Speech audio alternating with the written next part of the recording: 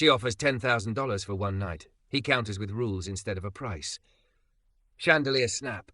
Silk gives way. He stitches it back and whispers, "Breathe. If it eats you, we leave." He writes his number across the bank logo on her envelope, and the night changes shape. Before we dive in, make sure to hit subscribe, tap like, and share this video. The more voices we reach, the louder these stories become. And drop your city in the comments. Let's see where love finds us. The chandeliered air inside the ballroom had the temperature of judgment, chilled and glittering. Alara Quinn slipped through a service door to breathe. Night clung to the loading dock like a velvet curtain, softening the edge of the city's noise. Her heel chose that moment to snap. She caught herself against a crate and laughed, a sharp little sound that said if anyone asked, she was fine, so fine, always fine. "Hold still," a voice said, warm and low, the kind of voice that knew how to steady things that rattled.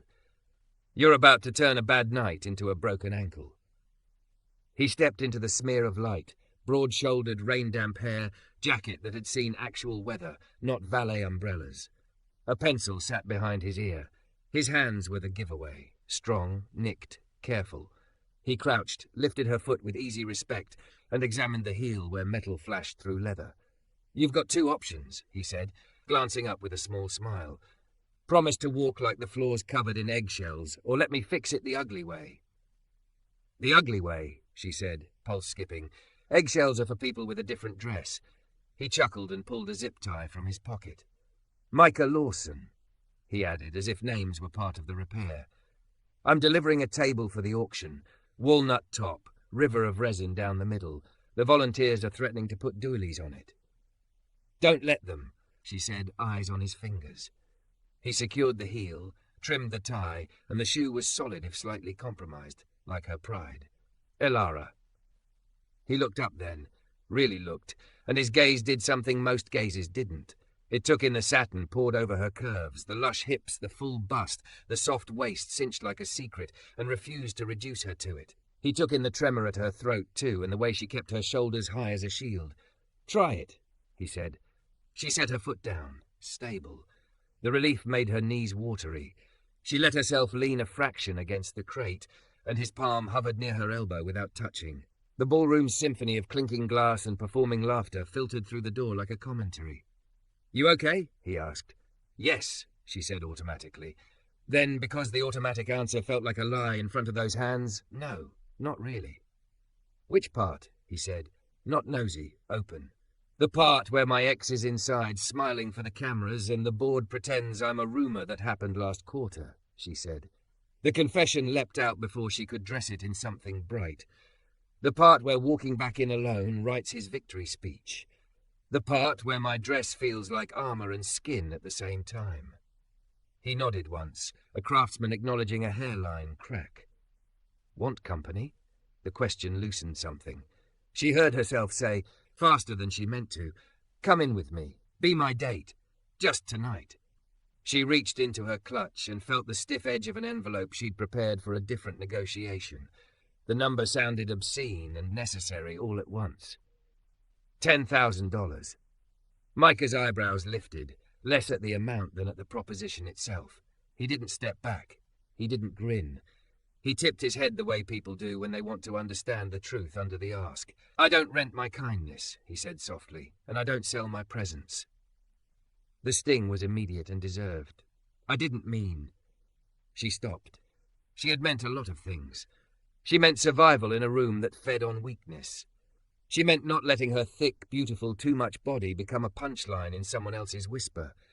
She meant wanting a man to stand next to her without trying to own or auction her. "I meant, if I walk back in alone, they get the headline they want," she said, the words thready but real. "I need a spine to borrow for the night, someone who won't look at me like a quarterly report with legs." Rain started up, a hush of pins on the metal awning. Micah studied her face the way he might study a piece of walnut, reading the grain for where it wanted to bend and where it refused. Then he nodded. "Okay," he said, "but not for money, for terms." He counted them softly, a cadence that steadied her. "No touching unless you ask. We tell the truth when it's just us. And if it gets too much, we leave, even if the mayor is mid-speech." The tightness in her ribs loosened another notch. 10,000 had always bought compliance. This felt like an agreement engineered for safety. Deal, she said. He offered his arm, not as claim as escort. She took it. His jacket smelled like cedar and rain. The door swung and the ballroom poured itself over them. Chandeliers, cameras, the board's winter smiles. Heads turned. Alara felt the familiar flick of eyes mapping her curves with appetite and malice. Then something new. The way those eyes slid off when Micah's calm presence folded around her like a weather break. He didn't perform. He didn't square his shoulders like a challenger. He simply stood in a way that said she was not alone. Near the auction dais, a cluster of donors fawned over the resin river of Micah's table. He ran his hand along the grain, reverent, and talked about joinery like it was a love language. Alara watched his mouth shape words like patience and tolerance and cure time. People leaned in. No one asked what he cost. No one asked who dressed Alara or whose arm she belonged on. As introductions pinged around. "This is Micah." He built the piece everyone's photographing. She heard herself laughing, not brittle, not weaponized. Just laughing. Her ex materialized the way smoke does, elegant, faintly toxic. "Alara," he said, eyes doing a quick inventory that felt like a price check. "You've recovered beautifully." She almost swallowed the line she'd practiced for months. Micah saved her from using it. "We were just talking about recovery that matters," he said cheerfully, as if the man were an acquaintance at a hardware store. "Craft after the break. The repair can make the piece stronger than it was before, if you respect the stress lines." The ex blinked, bored by anything that didn't bow. He turned to a donor with more commas in her nameplate and drifted away. Alara breathed. Micah's fingers didn't move, but she felt the steadiness they offered inches from her skin. The speech began, all polished civic virtue. Alara heard none of it. She felt the strap of her dress bite, then give. Silk whispered, a treacherous sigh. Panic flared, hot, mortifying. Micah was already in motion. "Balcony," he murmured. He guided without grabbing, his palm a near heat at the small of her back, clearing a path like the tide, making way for a moon. The night air kissed her shoulders, cool enough to sting. City lights sprawled, indifferent and beautiful. "Breathe with me," he said, facing her, voice low enough to thread under the orchestra inside.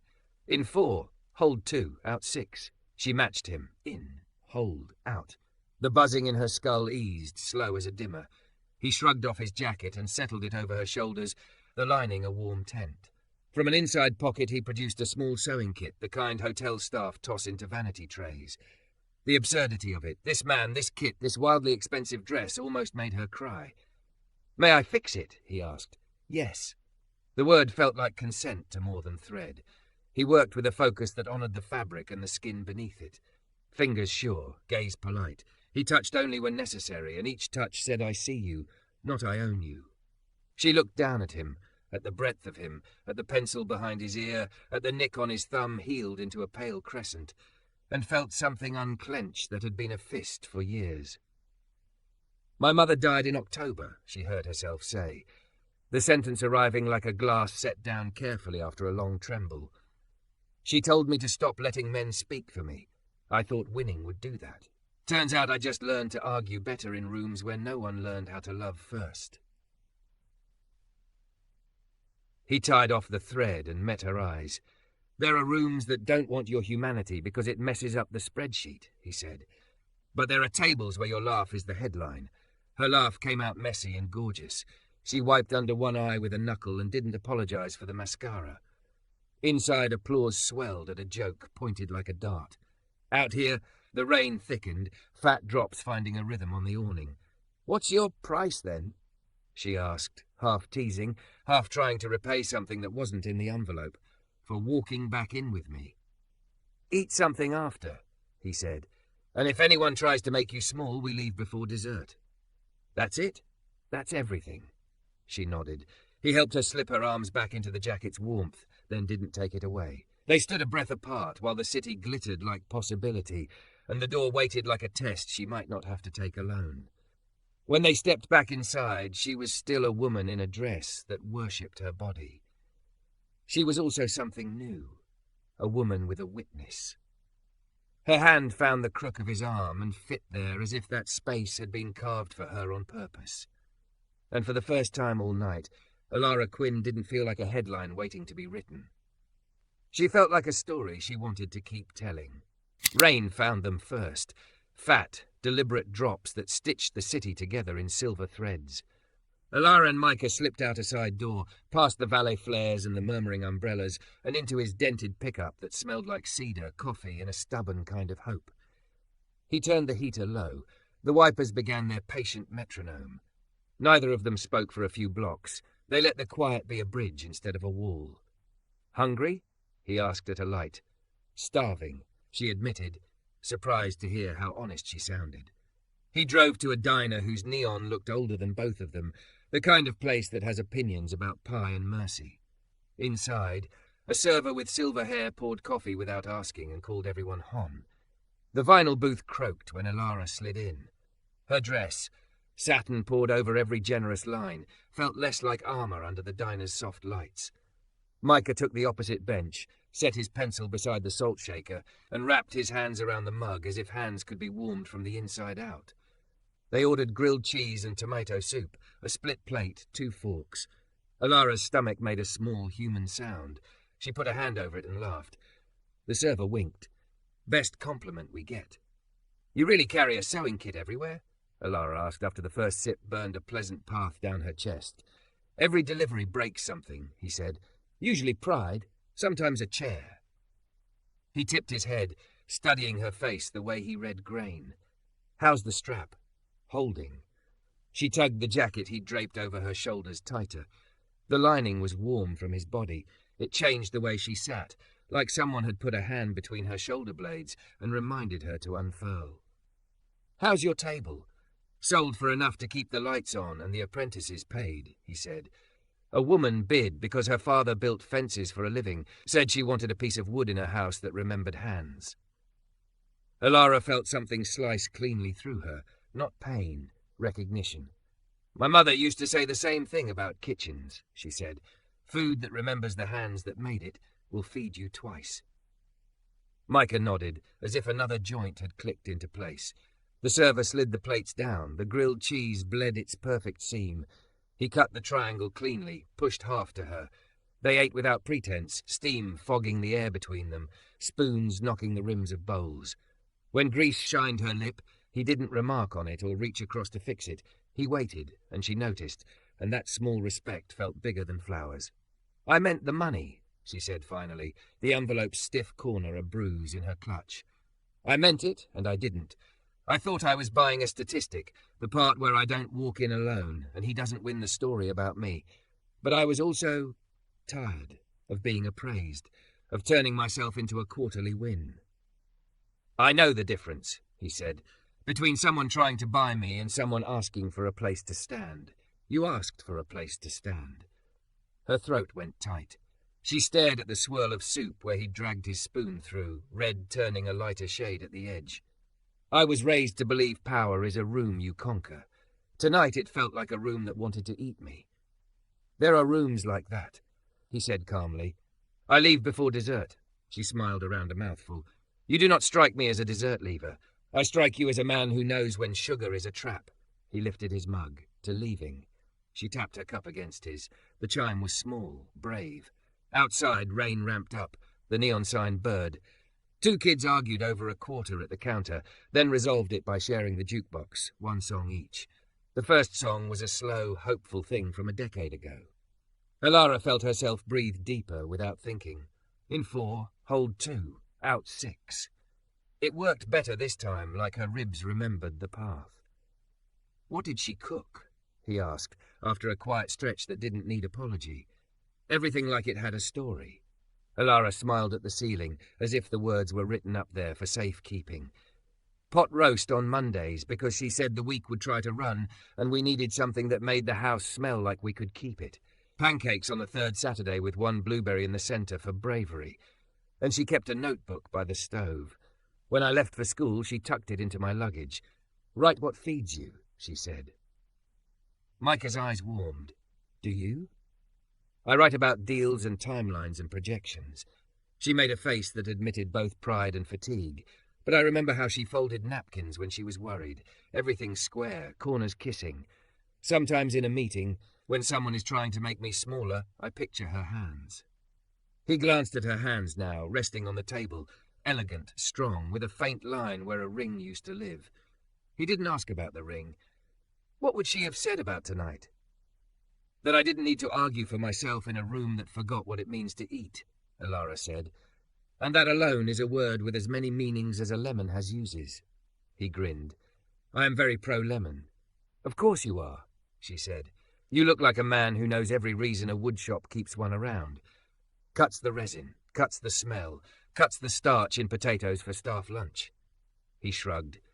Multi-tool fruit.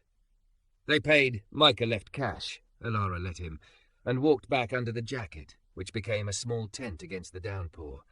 He opened the passenger door from the inside so she wouldn't stand under the spill. In the truck, she took off her shoes and put her feet on the mat.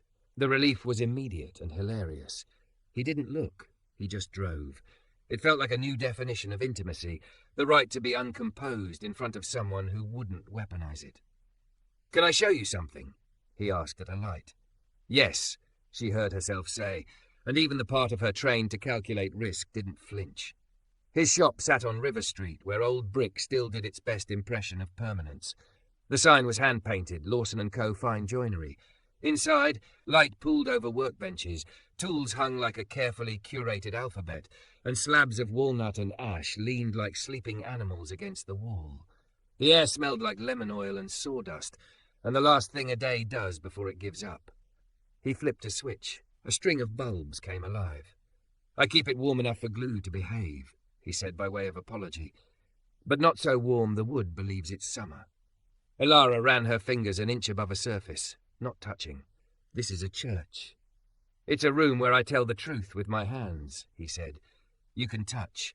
Nothing in here is delicate. It's just honest. She laid her palm on a tabletop. The grain under her skin felt like topography. She could feel where his sander had stopped because it had learned the wood's mood. She could feel the little bridges of resin between knots. The table didn't care about her dress or her headline. It cared about pressure, warmth, and whether she meant it.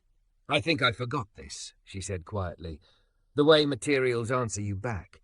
He handed her a block wrapped in paper with a whisper of grit. Pull with the grain, he said. Don't fight. She sanded, awkward at first, then steadier.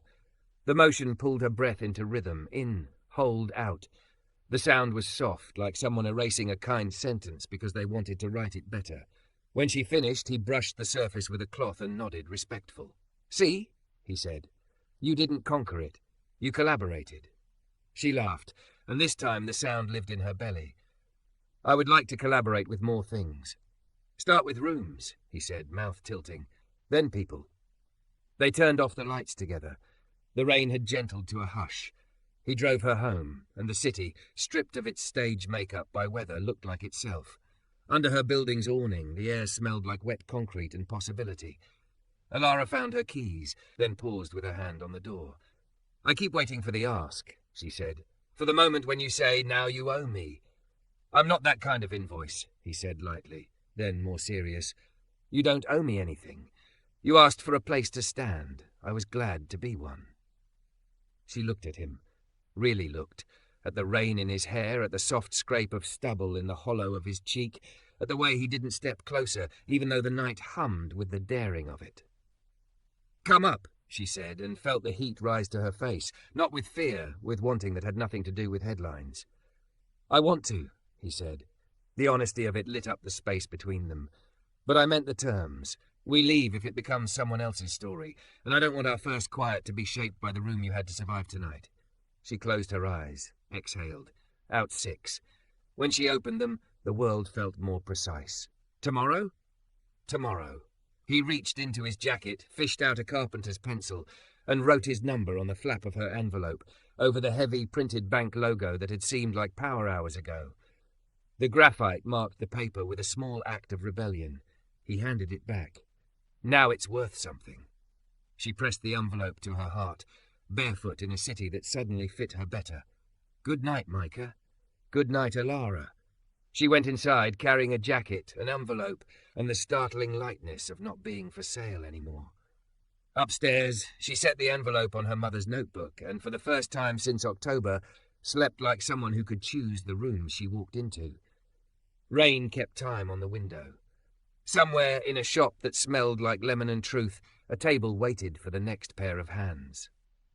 Morning came soft and ordinary, the way you only notice after a night that rearranges you. Alara woke to the hush after rain and the sound of her own breathing, steady as a tide. In 4, hold 2, out 6. Her mother's notebook lay open on the nightstand, a page with a greased thumbprint from years ago and a sentence she'd written at 22. Write what feeds you, not what fattens your fear. She texted Micah before she could overthink it. Pancakes, 1 blueberry in the centre, for bravery. He replied almost at once. Yes, shop. I'll clear a bench. Bring the bravery. She stopped by a corner market for blueberries and eggs, stood awkwardly delighted at the register with a skillet under her arm like a ridiculous promise, and carried everything to River Street. The sign above the door, Lawson & Co. Fine Joinery, caught the new light.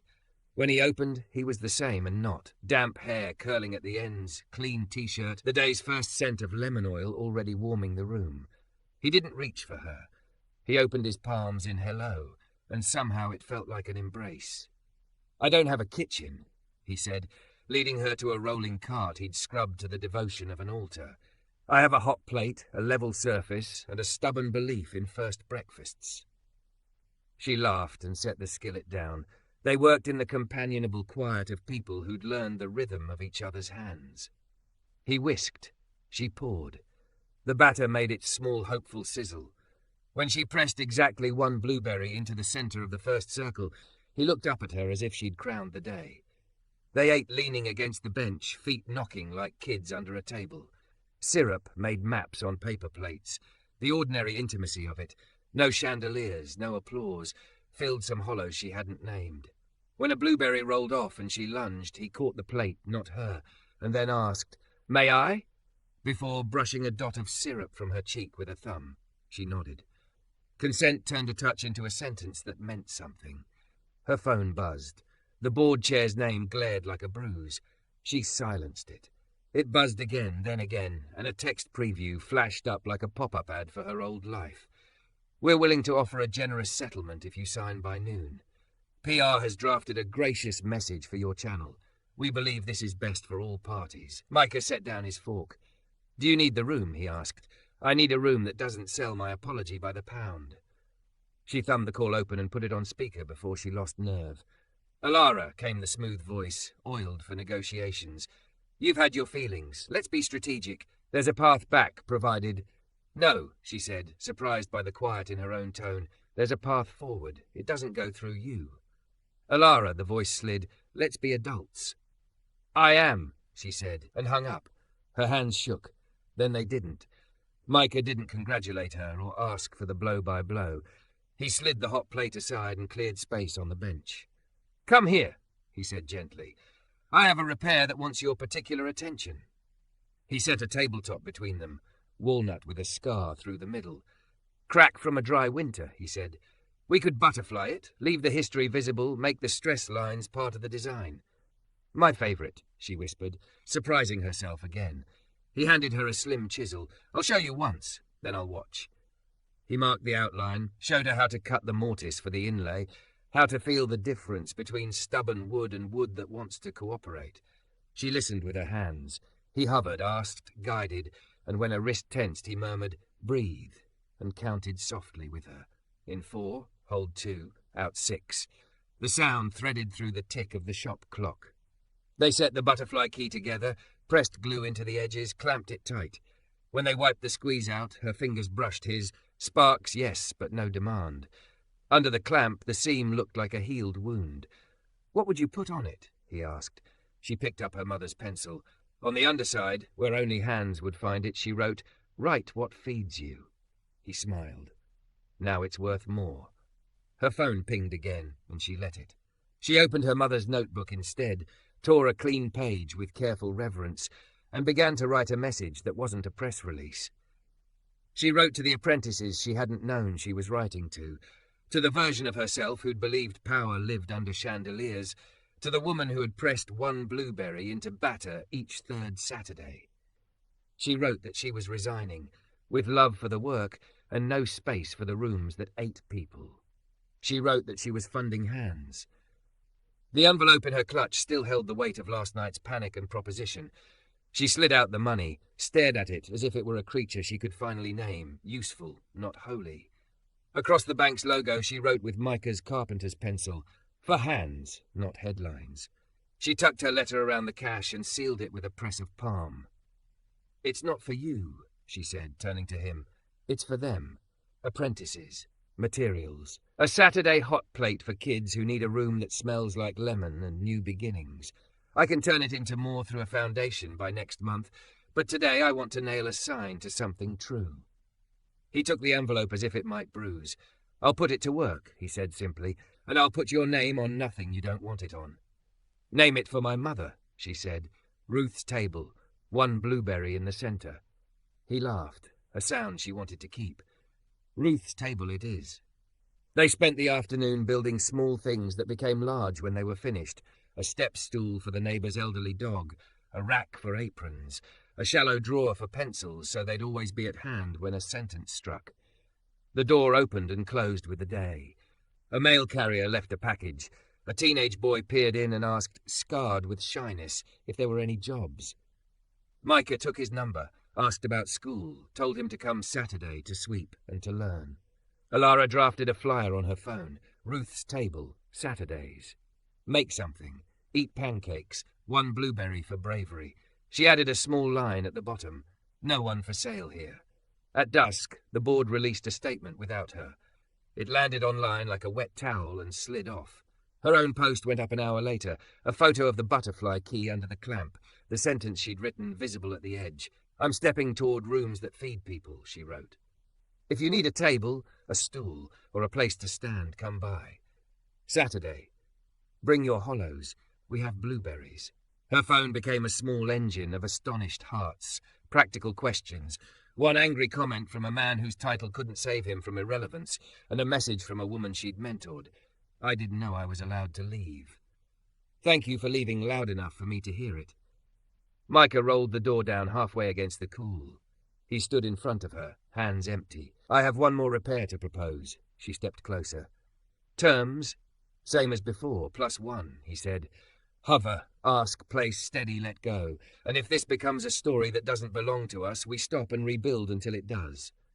Her throat tightened with something that wasn't panic this time. "Yes," she said. "May I kiss you?" "Yes," she said again, already breathing the way he'd taught her. He stepped into her space as if it was sacred ground, hands framing air before they dared her shoulders. His mouth met hers with the kind of care that comes from hours of listening. It wasn't a ballroom kiss, performative and jeweled. It tasted like maple and sawdust and choices. When he let go, it was a real letting go. No tug, no tether, just the shared knowledge that something had been built between them with honest joinery. They sat on the floor with their backs to the bench, legs stretched out, shoulders touching. He talked about the first table he ever tried to make, how it wobbled no matter what, until a neighbour showed him how to shim the leg instead of blaming the floor. She told him about the first time she won a vote in a hostile room and realised it hadn't fed a single person she loved.